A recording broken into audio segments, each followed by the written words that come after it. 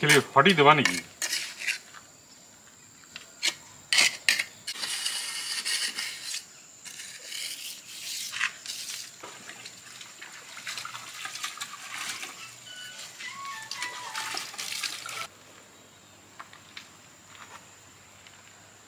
এই সিঙ্কি কিভাবে লাগাতে হয় দেখেন আর একটু।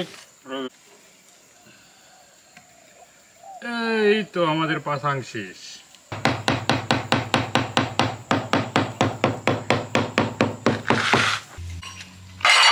মানুষ বলে সেলিব্রিটি হয়ে গেছে।